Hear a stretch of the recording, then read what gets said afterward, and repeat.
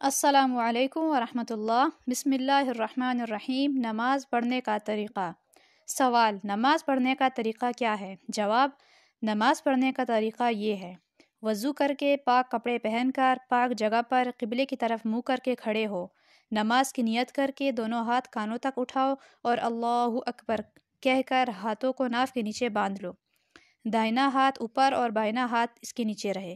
نماز میں ادھر ادھر نہ دیکھو، ادب سے کھڑے رہو، خدا تعالیٰ کی طرف دھیان رکھو، ہاتھ باندھ کر ثنا یعنی سبحانک اللہم و بحمدک و تبارک اسمک و تعالی جدک و لا الہ غیرک، پھر تعوذ یعنی اعوذ باللہ من الشیطان الرجیم، اور تسمیہ یعنی بسم اللہ الرحمن الرحیم پڑھ کر الحمد شریف پڑھو۔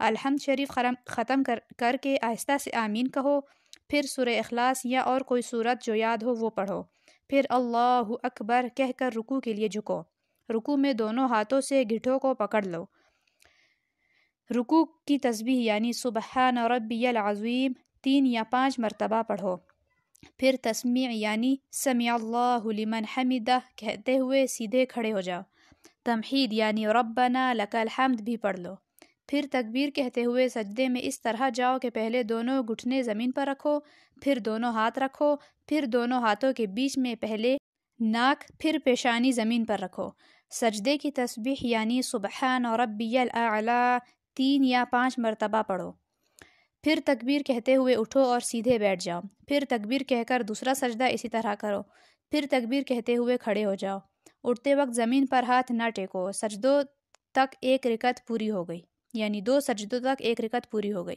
اب دوسری رکعت شروع ہوئی، تسمیہ پڑھ کر الحمد شریف پڑھو اور کوئی سورت ملاؤ، پھر رکوع، قومہ اور دونوں سجدے کر کے اٹھ کر بیٹھ جاؤ، پہلے تشہد پڑھو، پھر درود شریف، پھر دعا پڑھو، پھر سلام پھیرو، پہلے دائنی طرف پھر بائنی طرف، سلام پھیرتے وقت دائنی اور بائنی طرف منہ موڑ لو، یہ 2 رکعت نماز ہو گئی۔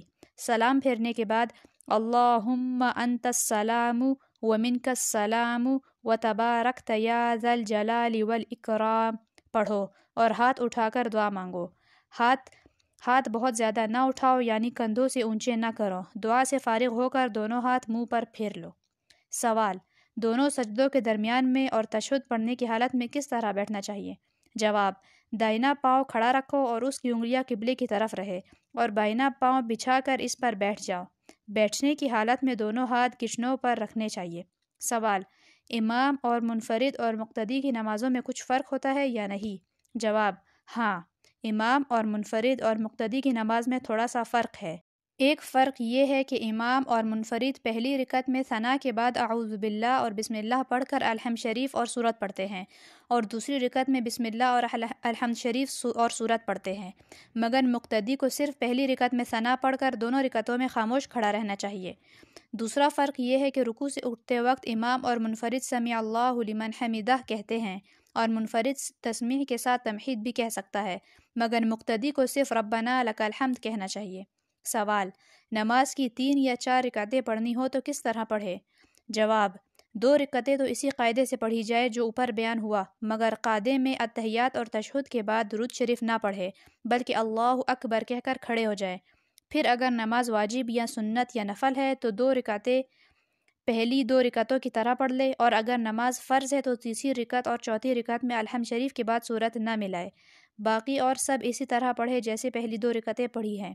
سوال: نماز سنت یا نفل کی 3 رکعتیں بھی پڑھی جاتی ہے یا نہیں؟ جواب: نماز سنت یا نفل کی 3 رکعتیں نہیں ہوتی، 2 یا 4 رکعتیں ہی پڑھی جاتی ہیں۔ سوال: رکوع کرنے کا صحیح طریقہ کیا ہے؟ جواب: رکوع اس طرح کرنا چاہیے کہ کمر اور سر برابر رہے، یعنی سر نہ کمر سے اونچا رہے اور نہ نیچا ہو جائے، اور دونوں ہاتھ پسلیوں سے علیحدہ رہے اور گھٹنوں کو ہاتھ سے مضبوطی سے پکڑ لیا جائے۔